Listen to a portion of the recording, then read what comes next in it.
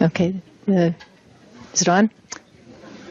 The technology expert says that this should be on, so I will believe that.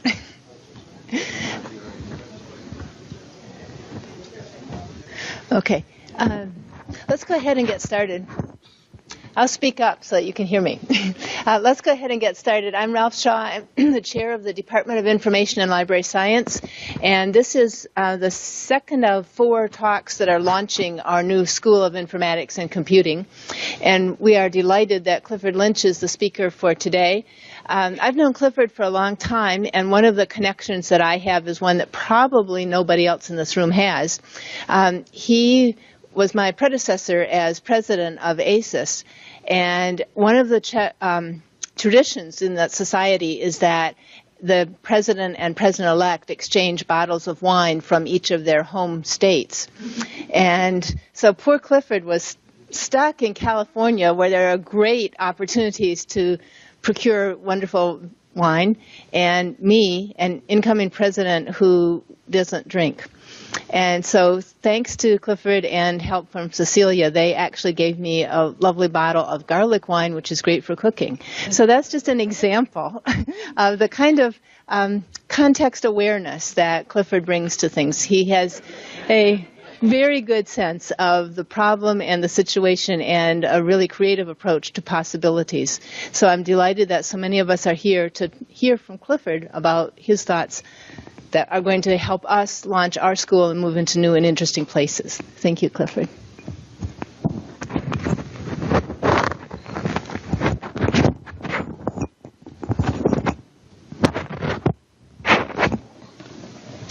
Well, thank you. Can people hear me okay? It is a great pleasure to be here and to participate in this lecture series. I want to take a moment to just express a special thanks to Ralph. It has taken a certain amount of serious persistence to make this happen, and we did, and actually I've had a wonderful day and a half visiting around with various folks on the campus and beyond, and it's been a wonderful visit. I haven't been to Bloomington in quite some time.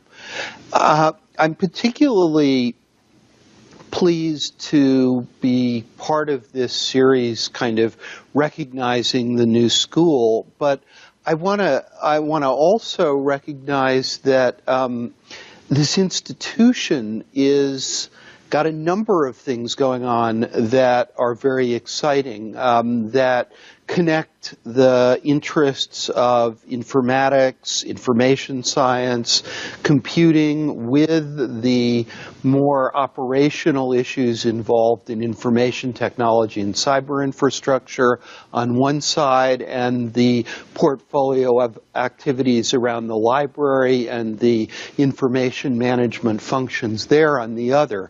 Notably, the very large initiative that you're just launching to digitize audio and video material that's at risk, and the even bigger initiative behind that to really come up with a sort of an inventory and strategy for dealing with the overall digitization needs and preservation needs as things become born digital that the institution is facing.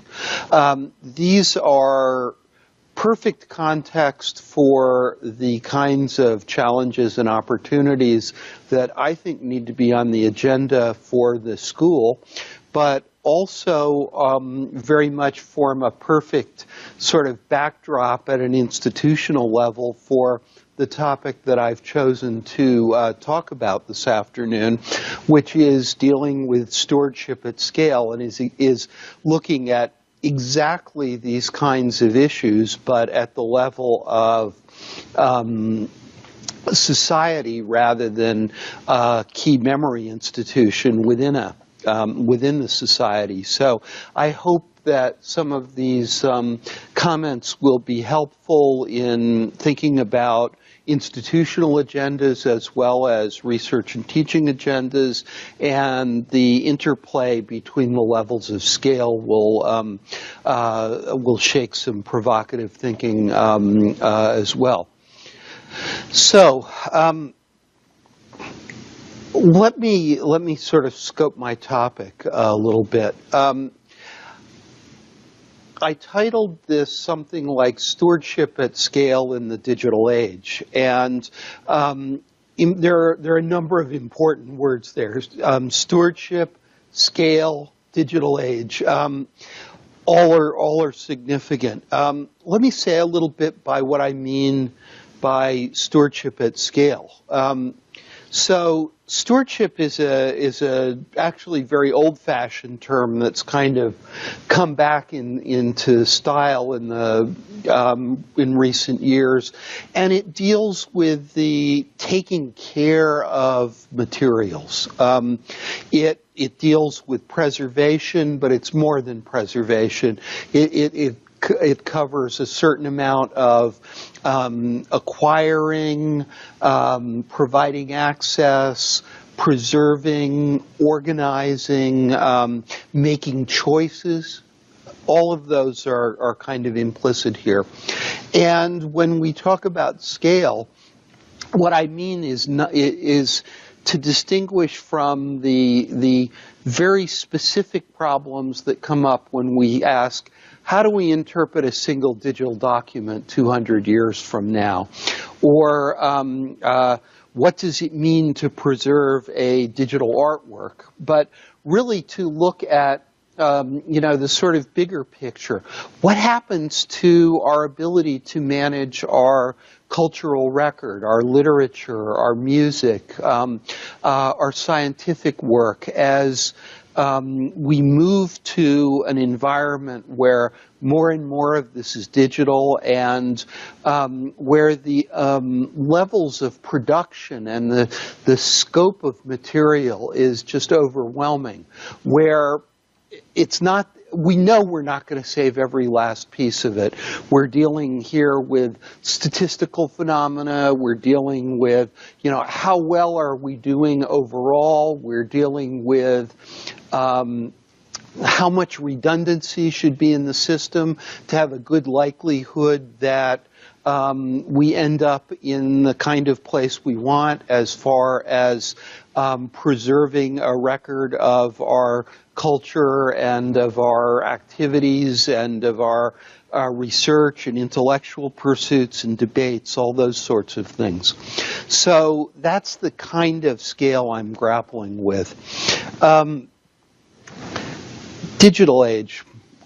That cuts two ways, and I'll return to this in a minute in a little more detail, because there's some important things happening here. But it means, on the one hand, a lot of new kinds of material that are being created in digital form, and in many cases only can exist in a meaningful way in digital form. This would include research data sets. It would include video games, computer games. At the same time, we are also going through this massive process of converting a lot of our physical cultural heritage, our books, our sound recordings, our artworks, other things, into digital form, both because it's more accessible and it's more robust in some ways. So, we see now very large projects, HathiTrust, coming out of the Google Book program being a very good example, where we've really taken a very significant slice of the Western book literature and moved that to digital form. The kinds of projects that have converted most of the collection of scholarly journals to digital form, the work that museums are doing to represent their collections digitally. These are the kinds of things that are now allowing our physical heritage to join with our new digital cultural heritage in a certain sense. So With that frame, let me start with the question of what are we trying to capture and how well are we doing? And actually, these are quite interesting questions because nobody's been asking them in a lot of cases. There is a tremendous amount of hand-wringing going on about we have a terrible problem as things go digital. It's very unstable. It doesn't survive under benign neglect. We need to get organized. We need to be investing in this area. But it's been a very sloppy analysis. We don't know how well we're doing. We don't know whether we're doing better this year than last year. We don't know we can't even begin to estimate how much money can usefully go into this sort of thing. Let me give you a few examples. So first, let's talk scope here. So one area that has received justifiably a lot of attention, particularly in the higher education and research community, is the preservation of the so-called scholarly record. Now, the scholarly record, to a first approximation, is actually a pretty finite thing. And you can actually begin to measure its overall scale and the rate at which it grows per year. It consists of a large set of journal articles. It consists of monographs of various kinds, and you can bicker about which monographs do and don't belong in the scholarly record and which ones sit in the broader cultural sphere that I'll come to in a moment. But it's got some monographs in it. It's got some other kinds of publications, conference proceedings and things like that, some gray literature.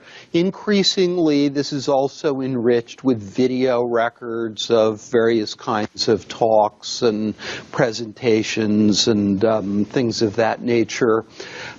Importantly, though, the scholarly record is increasingly being perceived to also encompass two additional things.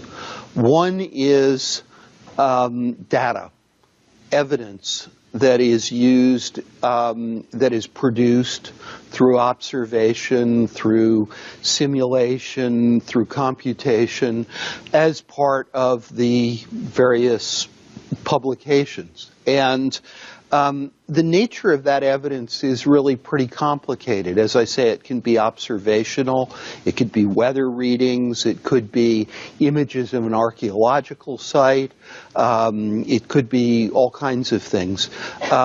It could be experimental evidence that's derived from running experiments. Some of our research results are actually expressed now as visualizations and similar sorts of phenomenon.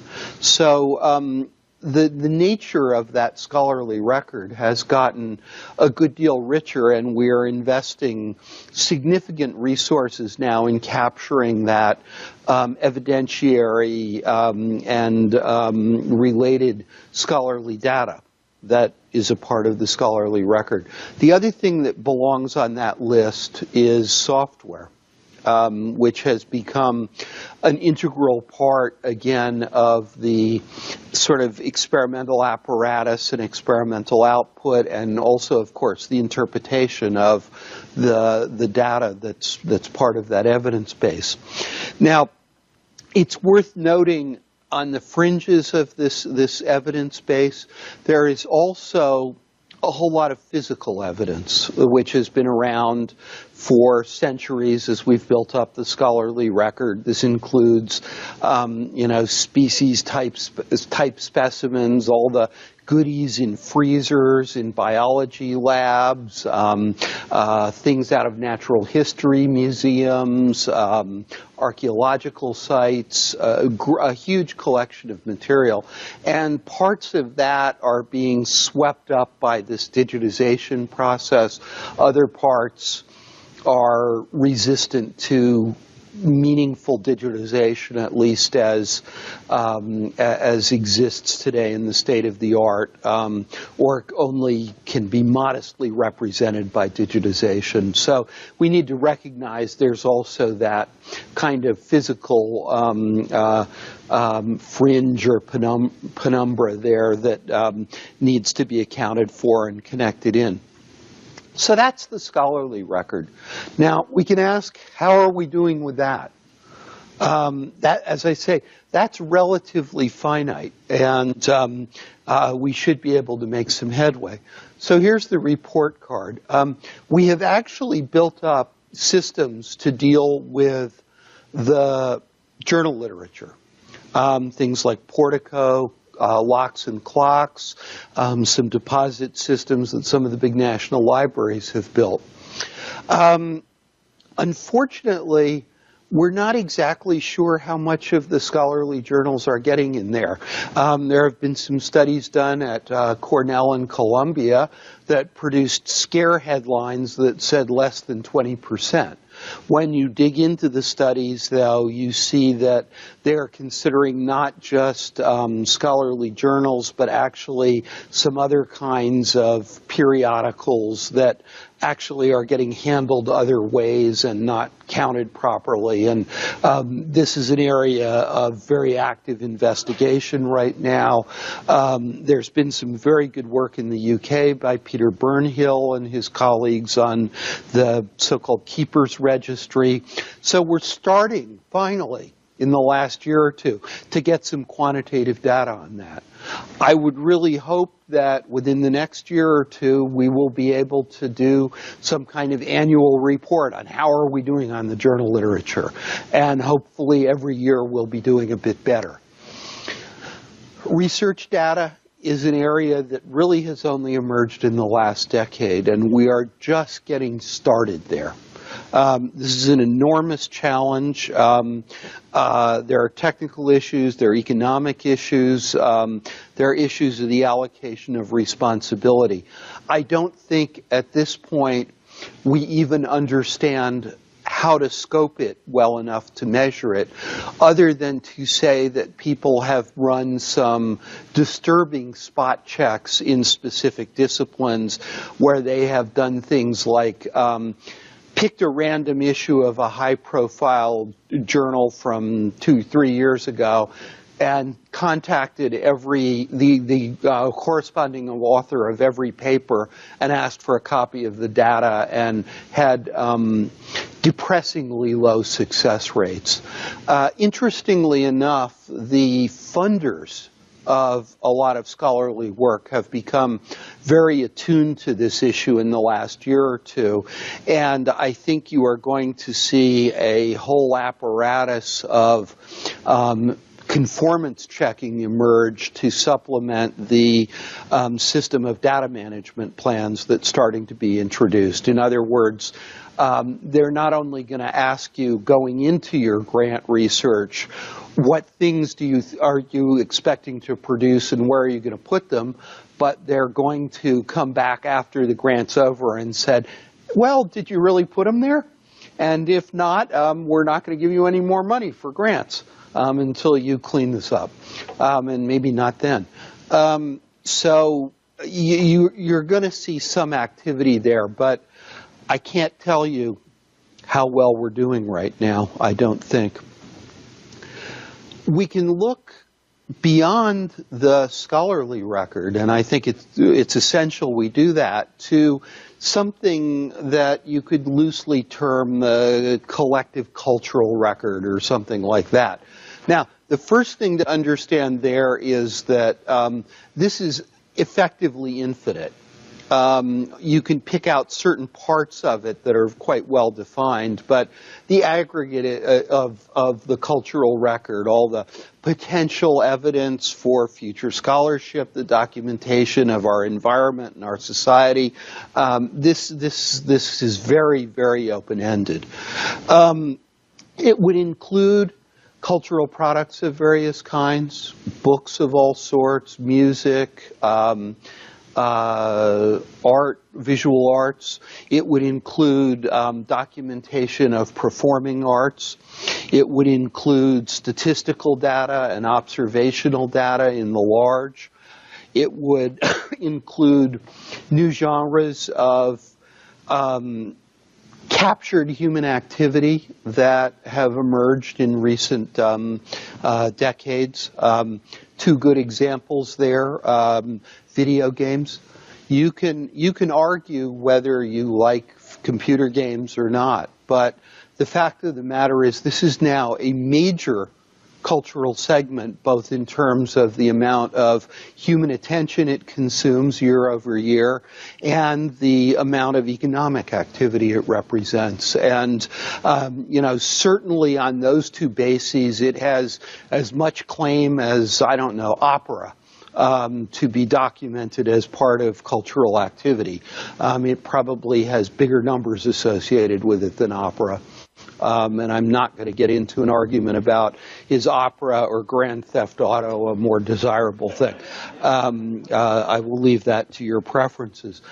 Social networking of various kinds, to the extent we can capture this. Corporate activity, records of government activity.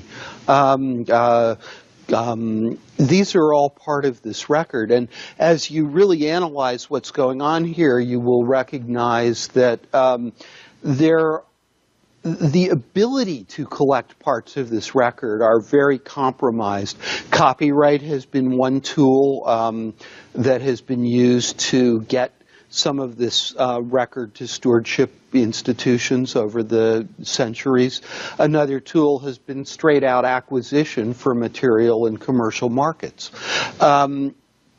A third tool has been regulation or the capture of material directly by instruments of government that are concerned with capturing and saving this material for the longer term.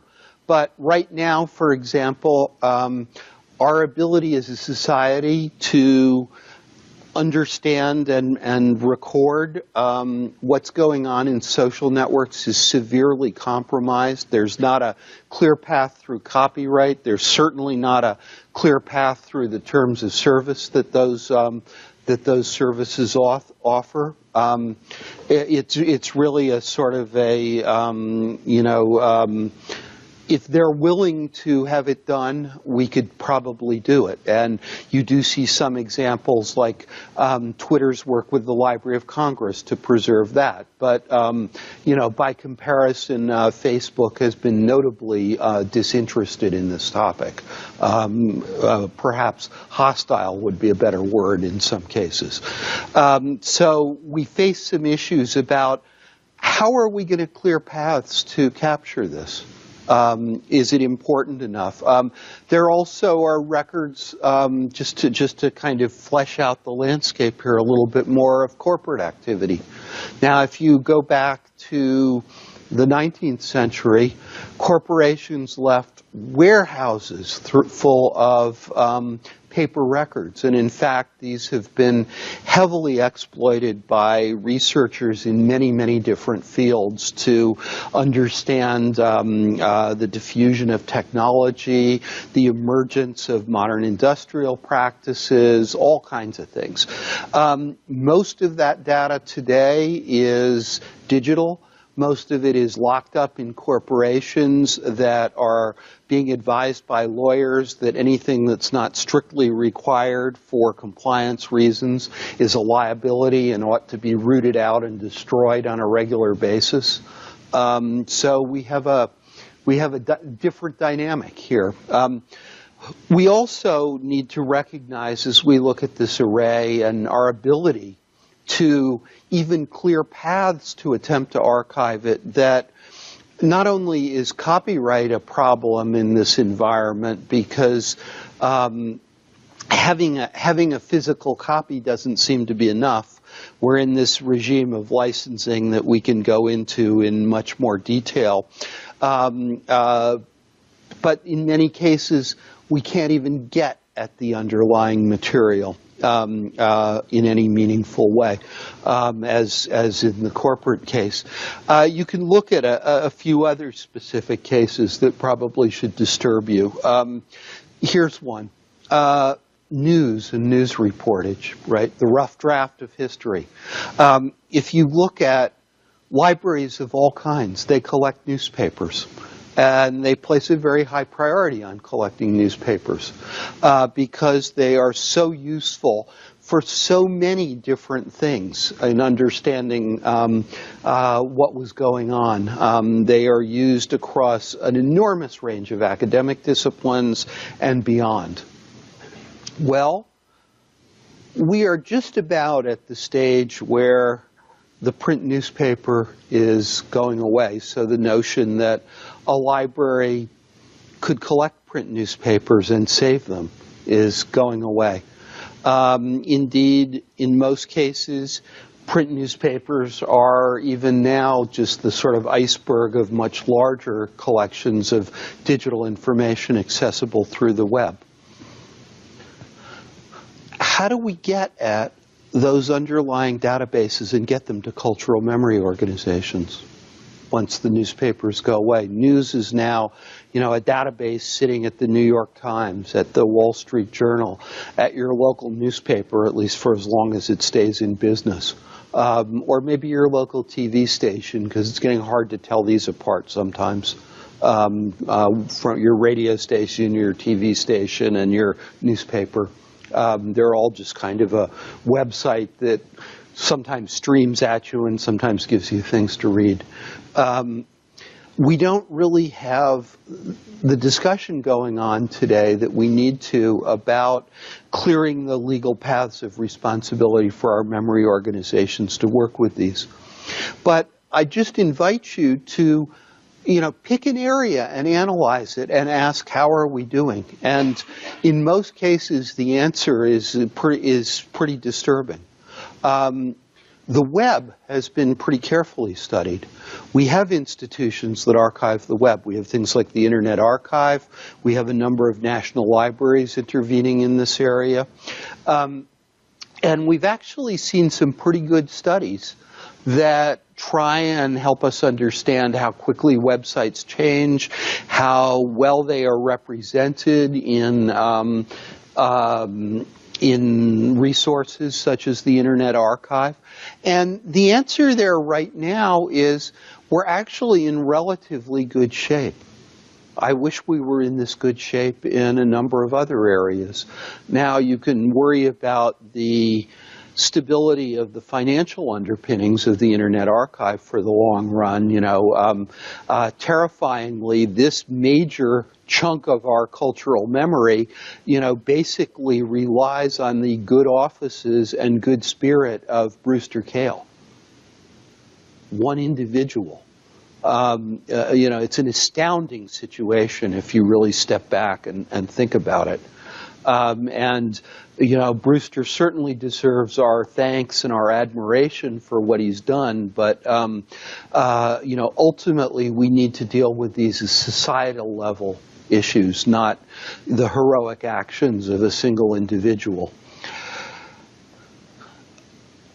While the web is pretty good today and was much better 3 years ago, the trajectory it's on is not pretty. When you look at the combined impact of HTML5, the embedding of various kinds of JavaScript things, personalization, and a few other activities that are going on, it's getting pretty hard to actually capture web pages in some cases. And we're starting to get a very sort of uneasy feeling about what we're doing here. Just consider this one. So I was talking to some folks a couple months back at a conference about a workshop about web archiving.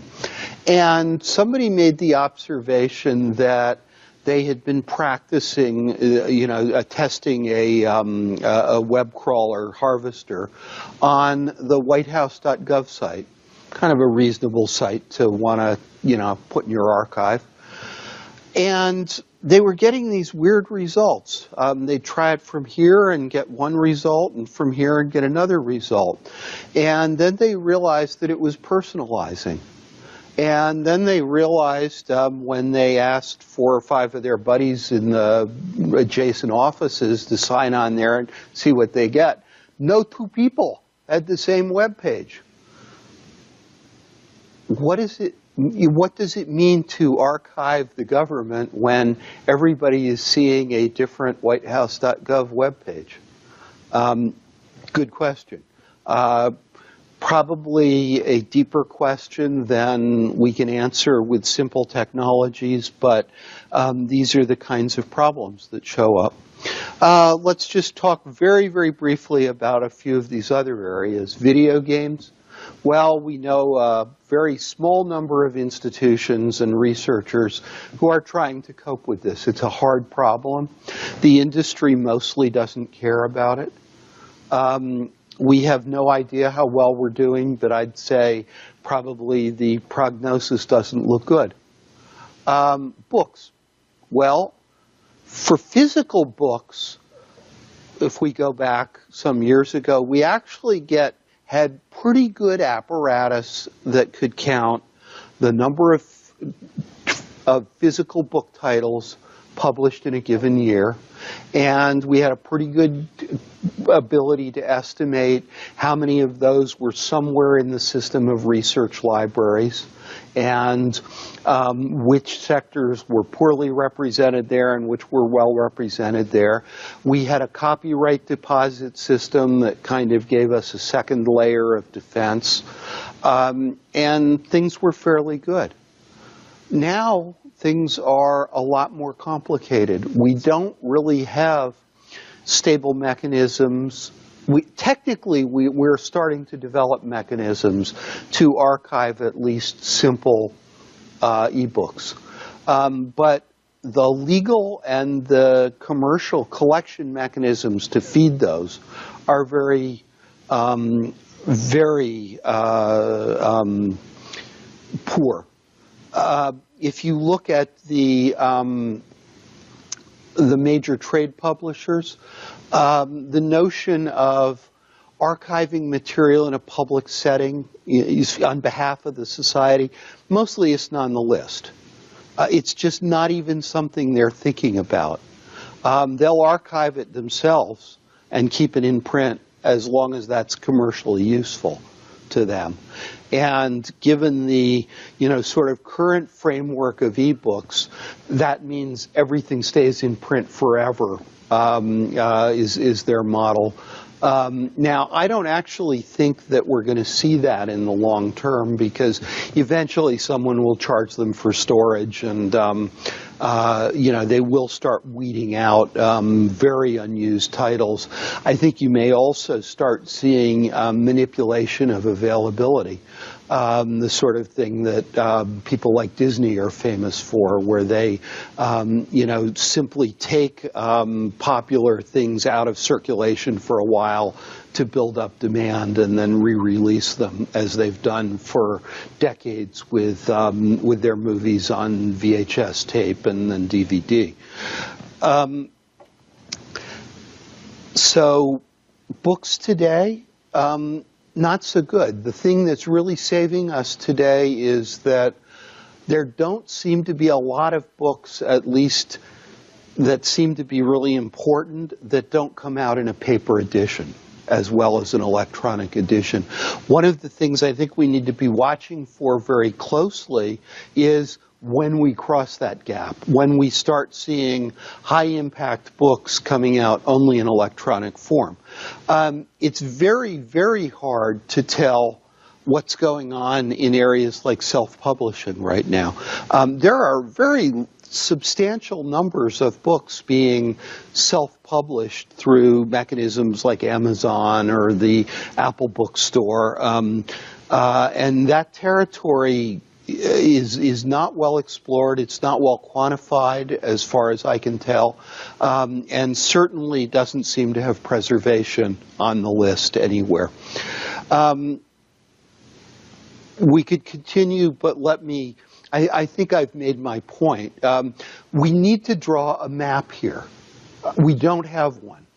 And once we get the map drawn, we need to start some kind of programs of quantification so we understand what is happening in the quadrants of this map and how effectively this is connecting up to our systems of preservation and stewardship. This is a big, big gap, and it's not simply a gap in the sense that someone should do this and, we need a, census of cyberspace or something that we don't have anybody tasked to do. There's hard conceptual work to do here as well, which is one of the reasons why I think this is an area that organizations like schools of information and informatics need to get engaged in. If you go back to the 60s, actually, you will find some scholars who really grappled with this hard. People like Ithia de Sola-Pool looked at this. If you go to the late 90s, early 2000s, you will see a few reports that look at how much information is there. Notably, there was work by the late Peter Lyman and Hal Varian trying to grapple with this. If you look at the methodology there, though, it's much less rigorous, and it's really in many ways interested as much at looking at how much storage is being produced per annum as anything else. But these are some of the very few places to start. This is a set of intellectual questions that need to be readdressed with rigor and I think with some urgency. Let me move ahead, though, because there are several other areas I want to spend a little time on here in this picture of stewardship for the digital age. So I talked about the ability to digitize the physical record. And this is a very interesting process that is actually deeply wrought with emotion and with people with big economic stakes. I want to kind of expose both a little bit here. So, truth be told right now, there's a very funny relationship between digital representations of physical objects and the physical objects. Both are fragile, but they're fragile in very different ways. Digital things need to be taken care of. Physical things, often if you just leave them alone, will survive a long time. There's only one physical thing, though. They're prone to disaster and attack. We have, actually a tragic historic record of cultural things being targeted for destruction for various purposes. Yet, if you look honestly at what we can do now with this digital technology in 2 dimensions, and to a growing extent in 3 dimensions, we can actually make representations that for many purposes are better than the original. We can image in more wavelengths, we can rotate, we can zoom in, we can inspect, we can alter the size of various things. You can have a good look at the, top of David's head in the sculpture. They won't usually let you bring a ladder when you want to go look at the real one, but you can do that very nicely with digital things. You do lose, some of the effect and context, absolutely. If you're looking at a, 5-story giant stone Buddha carved into the side of a mountain, photos or a little scale model is going to give you some sense of what's going on, but you're going to miss something for sure. At the same time, for many purposes, these are pretty good enough, sometimes better. So now you have the possibility to pull off a lot of the sort of scholarly and cultural record side of objects, particularly through digitization. You lose or face a set of complex trades on the experiential side. of actually viewing it. And there are scholars who appropriately remind us that to the extent we lose that link with the experiential, we are always at danger of missing things. That there are things there that are very hard to quantify.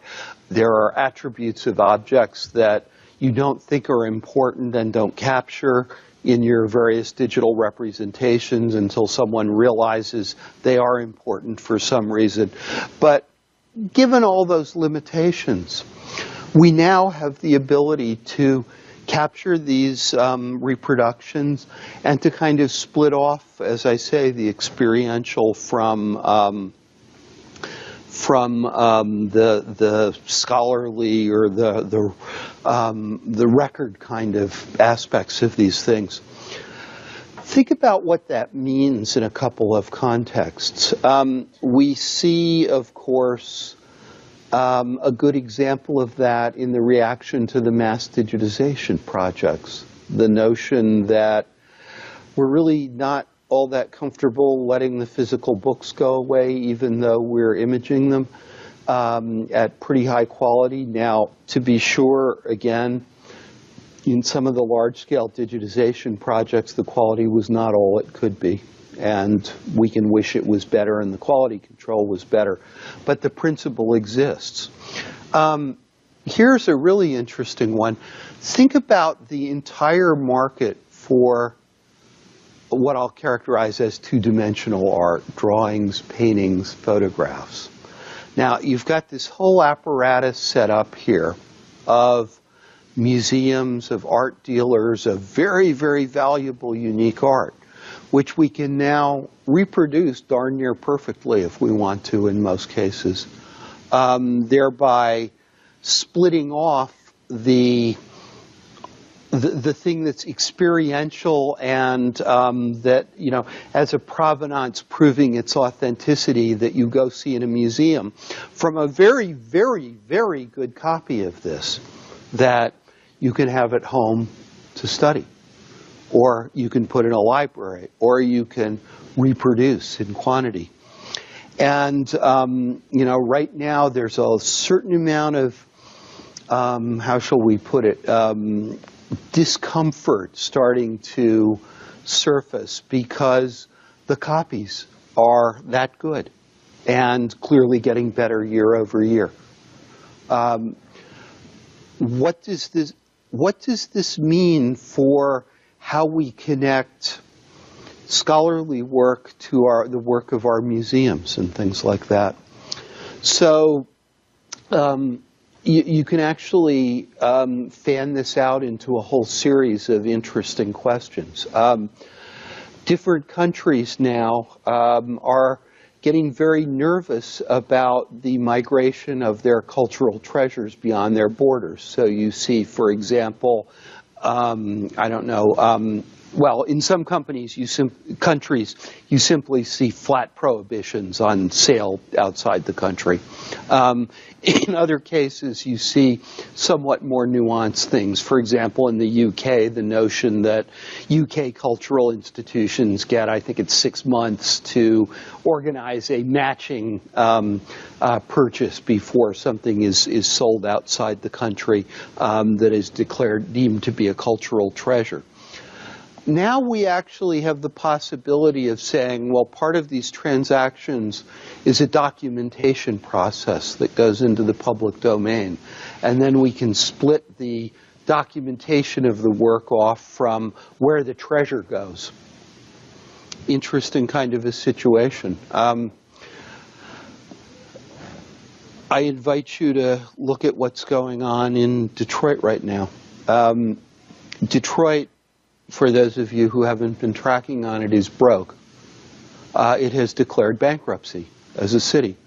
Now, Detroit actually, from better days, has a very nice art museum, and depending on who you believe and whether you think that the existing valuation has been lowballed for various reasons, the art in this is probably worth somewhere between $500 million and a couple of $2 billion. A lot of money in the context of a bankruptcy where I think we're talking about maybe $28, $30 billion net.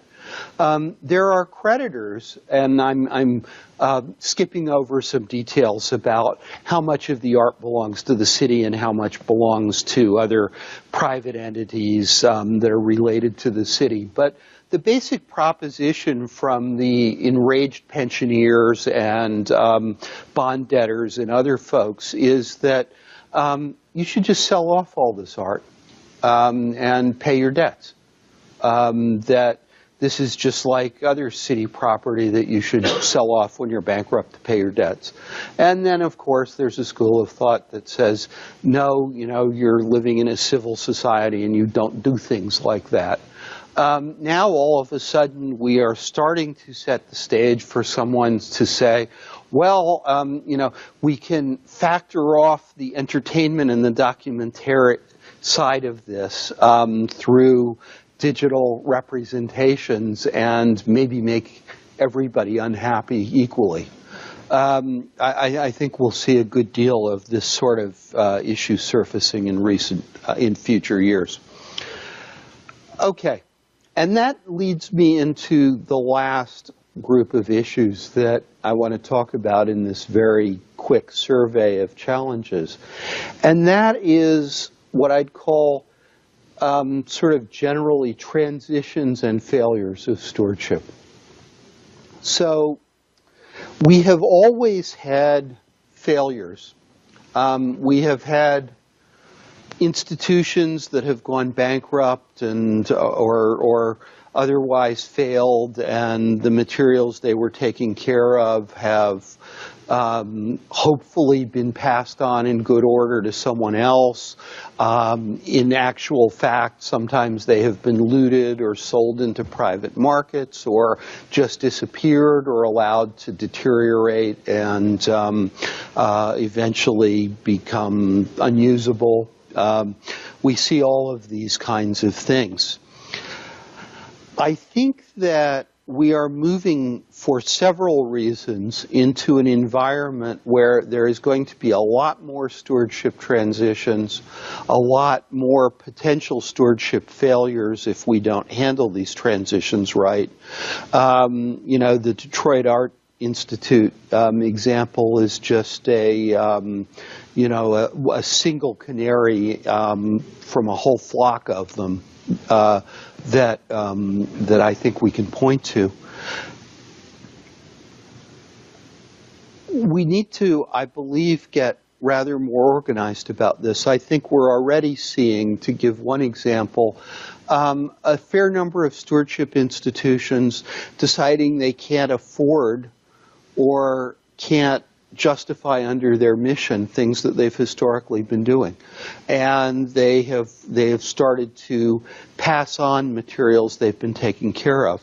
In some cases, they've passed them on back into the commercial market. For instance, we've seen several institutions like libraries and museums who've had things that aren't consistent with their collections, and they've just sold them back into the market, presumably, ideally to gain money to buy other stuff and not simply to underwrite their operating budget. I mean, the general rule in art museums, for example, is that the only way you should sell art is to buy other art. So you can shape your collection, but you can't underwrite your operating deficits that way.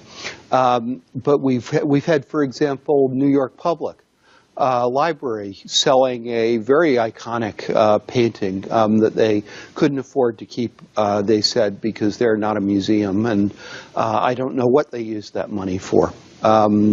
Probably for operating purposes. But we'll see a lot more of this. We are seeing predictions, for example, that we're going to see a substantial number of smaller colleges and universities fold or merge over the next 15, 20 years. Most of those institutions have some materials that need to be gone through and taken care of. We see corporations deciding that they don't want to support their art collections or corporate archives to the extent that they used to have them. We're going to see, I think, a lot of examples there, and I would be very mindful of that issue that I described about the ability to digitally document physical objects as these kinds of events play out. It may be much more possible than it is in the past to monetize some of this, which will make a big difference to how organizations shut down or merge. There are a whole set of scholarly practices right now that are very problematic, where at the end of a very long-term investment of time and expertise, you lose the material that has been built up, except for the published outputs. This happens, at a very micro level every time you clean out a retired professor's collection of stuff.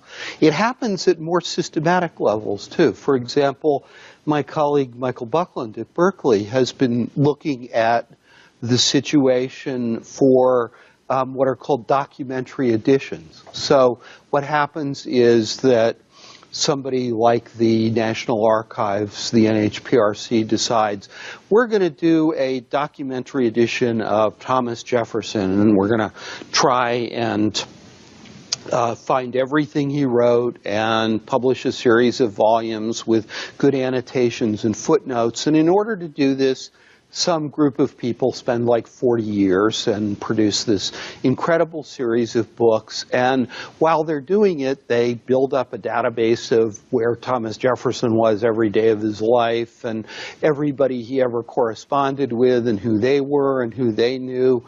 And actually, a very rich resource, which is only partially represented in the footnotes on the documentary edition. Then when the last volume goes out the door, what happens? Well, all that other stuff mostly goes in the trash usually. If you're lucky, it goes in the basement of some special collections unit somewhere, probably never to be seen again, because it wasn't really designed to be reusable. And you, of course, have different groups repeating the same work. Jefferson and Franklin knew a number of the same people, and there'd be considerable overlap in those editors' resources.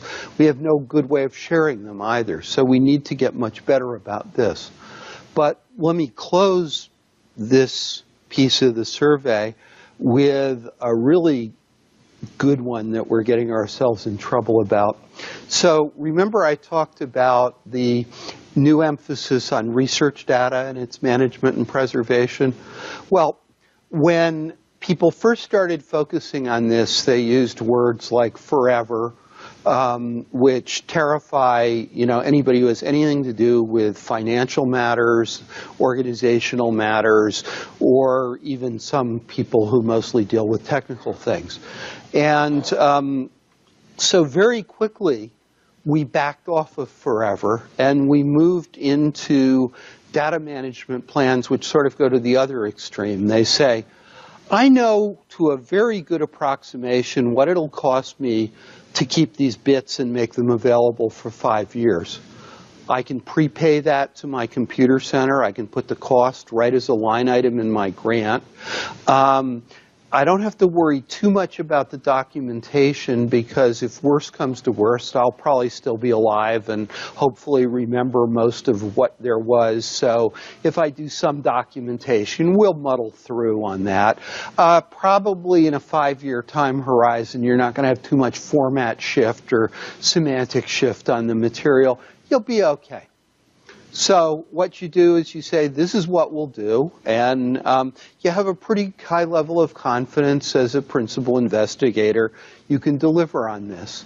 And then you have some sort of amorphous thing that happens at the end of the 5 or 10-year period where somehow this is reappraised by some unclear group of people through some unclear process, and perhaps as part of the reappraisal process, other parties that have money from some unspecified source may choose to take ongoing responsibility for this. And so we're now setting ourselves up for a continuing flow of the need for this kind of reappraisal that we have no idea how to structure or conduct for various kinds of unique digital resources. And I think working through questions of how you run this, marketplace in reappraisal, this very large kind of ongoing distributed reappraisal process, is going to be a very critical issue. Underlying it, of course, we also need to much better understand how to assess and prioritize various attributes of data and the extent to which they give it a special claim on preservation. We again know very little about this. There's a temptation to privilege observational data because at some level it's irreplaceable. There is an ethical argument about privileging certainly experimental data where human beings were the experimental subjects and were put at risk, as might happen in, say, a clinical trial. There is probably an ethical argument that even data, indeed, that animals have been tormented to produce has some claim on preservation because it would be better not to torment a new group of animals to reproduce it if you need to. There are experiments that are very expensive. There are experiments that damage the environment or deal with very dangerous or polluting kinds of chemicals. We have no idea how to really sort this at this point. Just a few of these kind of conflicting vantage points to bring to it. So I would argue that we are going into an environment where stewardship is going to be much more volatile. And we need to look very carefully and invent, where necessary, the processes by which institutions do handoffs, by which collections of digital information are evaluated and reevaluated, and we need to juxtapose this to that map of the broad cultural record that I described in the earlier part of my talk. So, I hope that that gives you at least a feel for the scope and some of the specific, arenas of engagement for the digital stewardship problem at social scale. This is, I think, one of the fundamental problems that faces and challenges us in the coming decades. It challenges all of our cultural memory institutions. It challenges, indeed, a number of legal arrangements and economic arrangements that have been relatively stable in recent decades and are now, I think, very much up for grabs.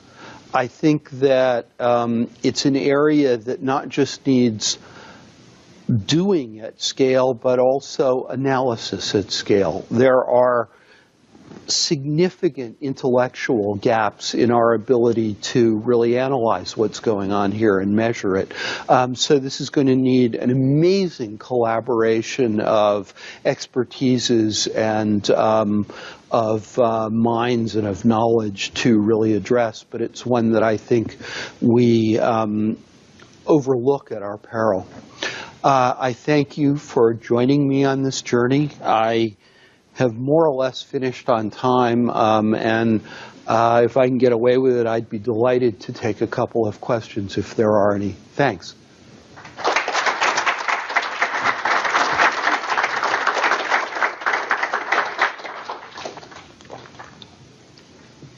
Takers for questions. Yes.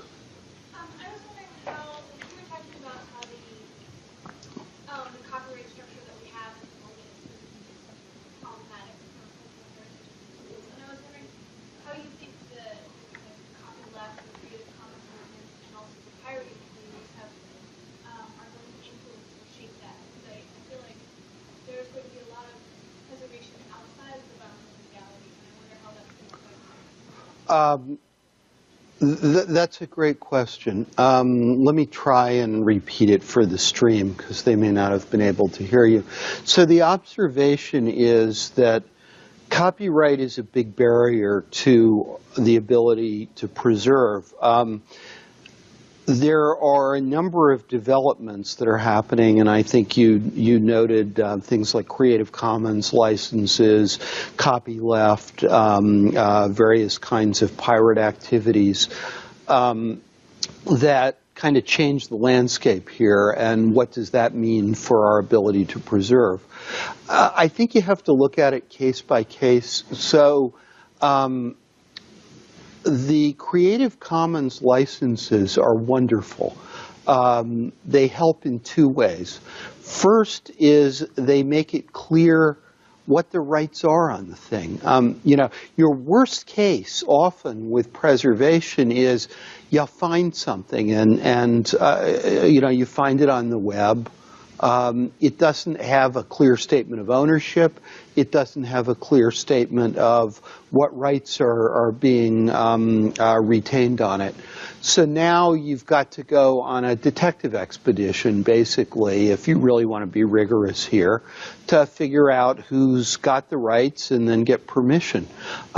Incredibly, believe it or not, some national libraries who try and do web crawling actually historically have done this with every site they crawled because they feel they needed to clear that permission. British Library, for example, until quite recently when they changed the copyright rules in the UK, was doing that. You can imagine what a chilling effect that has. So a CC license attached to something, especially a generous one that says, do whatever you want with it, or retain my attribution, or non-commercial, is very helpful. Those open doors. Copyleft is probably less helpful in a strictly preservation sense. I mean, the idea of that is to preserve and grow shared intellectual resources, most commonly around code, but not always. I see that as not interacting too much. Pirates.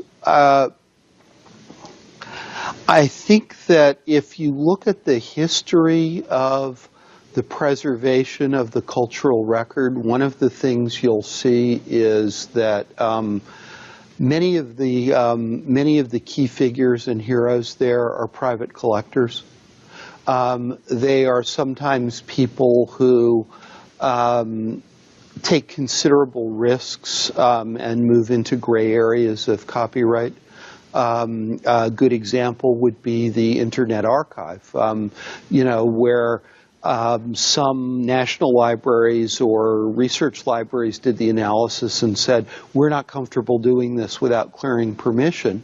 And Brewster basically took the attitude, if you don't put up a robots.txt exclusion, we'll index you. If you don't like, we'll capture you. If you don't like being captured, tell us and we'll take you out of the database.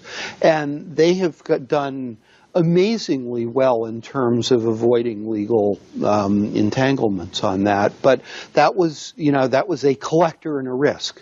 And one that happened outside of the framework of the very well-established cultural memory organizations.